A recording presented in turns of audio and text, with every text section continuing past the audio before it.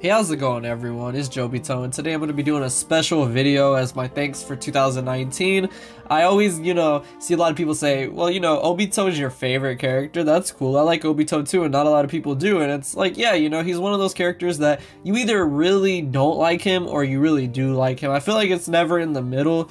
And that's for one reason, Obito, he really goes through a lot of changes, and some people either admire those changes, like even at the end of the day, for the better, or they don't. So with that said, I'm going to tell you the main reasons why I like Obito. When I think of why I like Obito, it really comes down to three different factors. The first of which is Obito's personality as a kid. Obito had the same dreams and aspirations as the main character Naruto Uzumaki and aimed to be Hokage. Not only did Obito aim pretty high for his goal, but he was always trying his best to reach this goal, even though he wasn't the best shinobi. Obito was kind of the black sheep of the Uchiha clan, and not being too good at what you want to be in life is definitely something I did and even still now relate to. Struggling to get better despite his disadvantages and telling everyone he would one day be Hokage was very similar to Naruto, of course, and it was relatable, at least for me. One of the reasons I like many watch Naruto is because he was an underdog that was pursuing his dream and wouldn't let anything get in his way, and Obito was an extension of this to some extent. Aside from Obito's ambitious attitude, he was also very kind and generous all the time, helping out around the village. He also had a strong feeling to help his comrades and protect those he cared about, such as Kakashi and Rin. And I actually did like seeing Obito's moments where he was kind of crushing on Rin, because it would further fuel him to get stronger, which was really nice to see.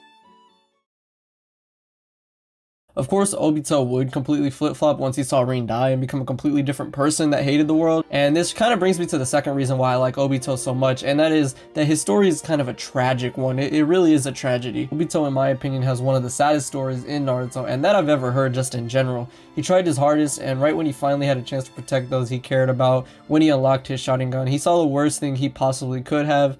And it also doesn't help that because of his wanting to protect Kakashi and Rin, he nearly died having half of his body crushed as a kid, which is kind of crazy. This was really sad, and even more so because we see just how much his death affected Kakashi even through the beginning of Naruto and through Shippuden, and we finally see who gave him that Sharingan we've seen so much of in Naruto. Obito did survive, of course, and ends up becoming Madara's chance at creating the infinite Tsukuyomi.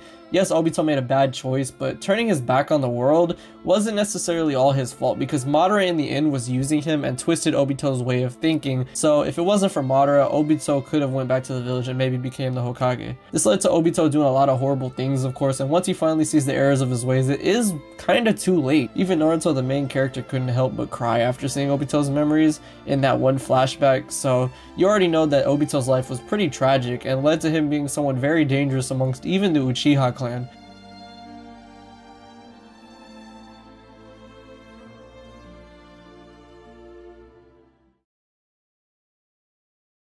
This will lead to my final reason for liking Obito, and that is that he is a complete savage. Obito is one of the strongest characters in all of Naruto, being the one who leads the Akatsuki from the shadow and being responsible for the Nine Tails attack we saw at the beginning of the series. He went up against Minato, and that alone is insane when you compare how weak Obito was before to how incredibly strong he got even throughout the series. And he has one of my favorite jutsu, if not my all-time favorite dojutsu, which is Kamui, and that's just by itself my favorite Mangekyo Sharingan ability that I wish I could have. Then when he became the Ten Tails Jinchuriki, he almost eradicated literally everybody that was there, the whole shinobi forces, and even Naruto and Sasuke at one point. He was also a part of Team Minato, which is my favorite team, maybe second to Team 7, because of it also having my second favorite Naruto character on it, Minato. So Obito and Minato put together, that was always like a really cool team setup for me. And at the end of the series, all these things kind of come together in helping Obito redeem himself and have a death fitting of a shinobi. Obito's the only character we see sadness and sorrow also play for in Shippuden, even though it's called to reach a person in Shippuden, and it shows just how sad his death was, because he really was very similar to Naruto in a lot of ways, and it really hit me when I first saw it. And even when I watch it now, Obito's death scene is just, it's really sad because his life was so tragic, and it sucks that it happened that way. It was as if, when I looked at you, I saw my past self and regretted the current me. But for some reason, it also made me happy. I personally think if Obito had went back to the village, he would have been the 5th Hokage and been a great inspiration for Naruto, and a lot of the things that we saw happen wouldn't have happened. Madara probably wouldn't have succeeded in having the infinite Tsukuyomi happen because he wouldn't have been brought back. Minato and Kushina would still be alive, and Naruto still would have became the Hokage because he would have had such a great inspiration like Obito. But let me know what you guys think of Obito. I just really like his character because it's sad to see what happens, and at the end of the day, he was a good person. He did redeem himself at the end, even though it was a little late after all the things he's done, like just outright murdering Neji. Obito really went through a tragic story arc, and to see him come back at the end did make me happy, even though it was sad to see him die like that.